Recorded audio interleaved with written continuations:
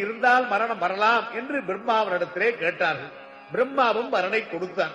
பிரம்மா வரனை கொடுத்ததனுடைய பயனாக என்னாயிற்று? பிரம்மாவுக்கே ஆபத்து வந்துவிட்டது. அவருடைய பெருமை, அவரிடத்தில் இருக்க தவ நிலையை அத்தனையும் கலைத்து அவரை திண்டாட வைத்தார்கள். பிரம்மா தவிக்கிறார். ஆனால் விஷ்ணுவோ உறக்கத்திலே படுத்துக் கொண்டிருக்கார். விஷ்ணுவை எழுப்பி இந்த பாபிகளை அழிப்பதற்கு வேண்டியதான பிரார்த்தனையை விஷ்ணு கேட்க முடியாமல் தூங்கிக் கொண்டிருக்கிறதை பார்த்து அந்த விஷ்ணுவுக்கு யோக நித்திரியை கொடுக்கும்படியான யோகமாயை பிரம்மா ஸ்தோத்திரம் பண்ணினார்.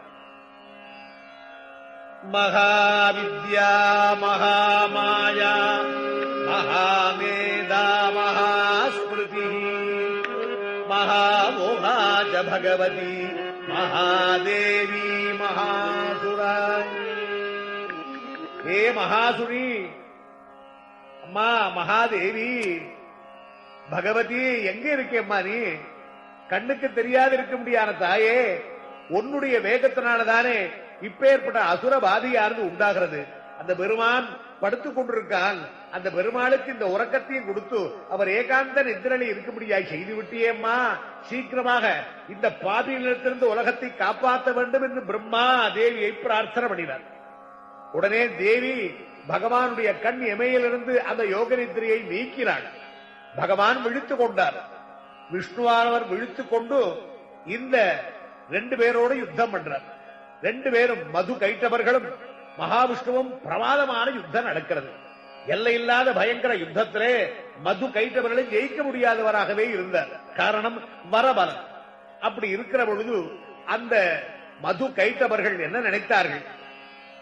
அகங்காரத்தினால், தான் தான் என்றதான எண்ணத்தால், தங்களிடத்திலே இருக்கிறதான பலம் என்றதான அந்த அதிகார அகங்கார செருக்கினால் விஷ்ணுவை பார்த்து, ஏ விஷ்ணு, என்ன பெரியவனா நீ? நீ தெய்வமா?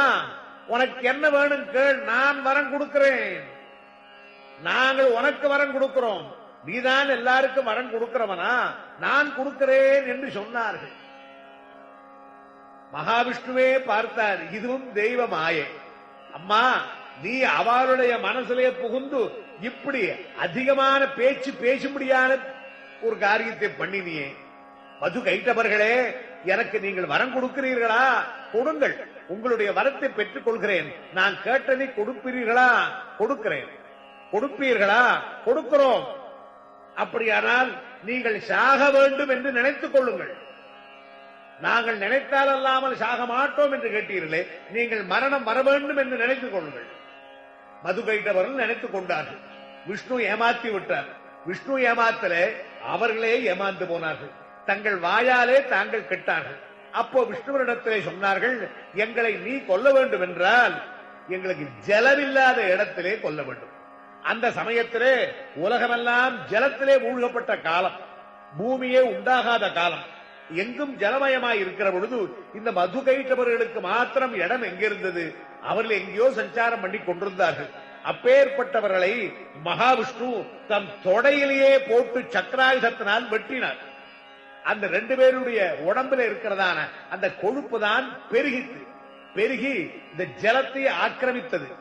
அந்த மது கைட்டவர்களிடத்திலே வந்திருக்கிற மேதஸ் என்றதான கொழுப்பு எதுவோ அது இங்கே நிறைந்திருந்ததனால்தான் இதுவே பூமியாக ஆகிவிட்டது. இந்த பூமிக்கு கொழுப்பு என்பது மேதினி என்ற பெயரால் தெரிய வருகிறது.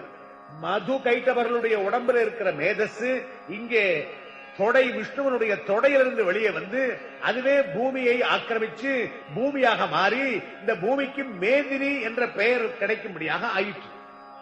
அதனால்தான் இந்த கொழுப்பு இருந்தாலும் இதிலே பூமிக்கு வளம், பூமியில எது போட்டாலும் உழைக்கக்கூடியதான சக்தி பூமிக்கு வளமாகவே ஆய்விட்டது. இப்படி மது கைட்டவர்களை அந்த மகாவிஷ்ணு வதம் பண்ணினார். மதுமத சம்மோதித ஹிருதயே சதயே மதுமத மோதித ஹிருதயே சதயே பாகாதேவ சுந்தரேஷ பிரியே சோதரி சாதோதரி விதி குரு குக வாசங்கரி சங்கரி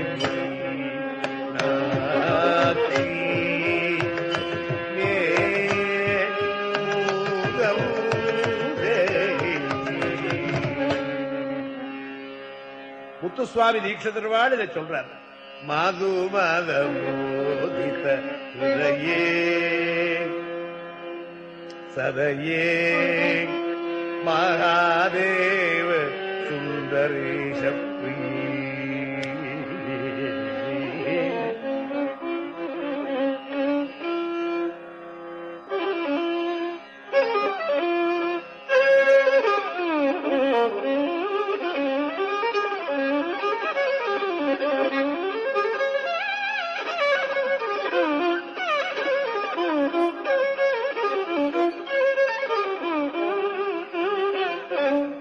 அப்படி மது கைத்தவர்களை அம்பாள் வதம் பண்ணினதனால்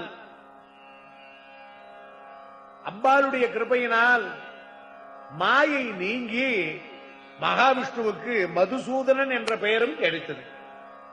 இப்படி மது கைத்தவர்களுக்கு ஏற்பட்டது என்ன தோஷம்? அப்பா சுரதா, சமாதிங்கிற வைசியா கேளுங்கள். மனுஷனுக்கு ஏற்படக்கூடிய அதிகாரத்தினால் ஏற்படக்கூடியதான தோஷம் தனக்கு ஏற்படக்கூடியது எவ்வளவோ அதையே தான் பிறரை அடக்கி பிறரை கொடுமைப்படுத்துவதற்கு உபயோகப்படுத்தினால் தெய்வம் அவனை விட்டுவிடாது.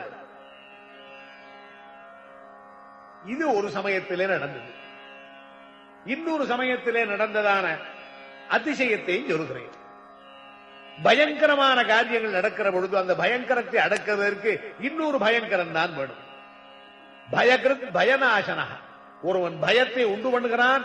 அந்த பயத்தை உண்டு பண்ணுவதற்கு பகவானே பயத்தை போக்குவதற்கு தான் பயமுள்ளதான ஒரு ரூபத்தை எடுக்கிறான். ஒரு சமயத்திலே மகிஷன் என்னும்படியான அசுரன் உண்டானான்.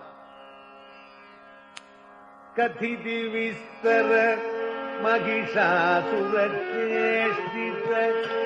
கதிதி விஸ்தர மகிஷாசுரச்சேஷ்டித தேவா சகனா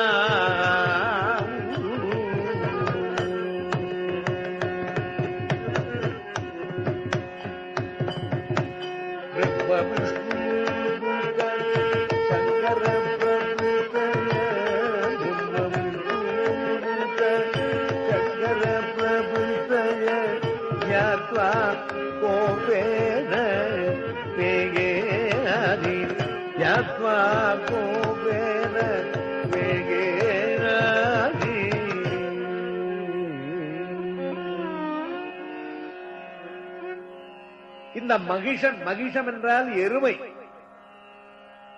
எருமையினுடைய நிலை அசுரர்களுக்கு பலம் உண்டாகிற பொழுது அந்த பலத்தோடு கூடவே பிறரை ஒடுக்க வேண்டும் என்ற எண்ணமும் வருகிறது.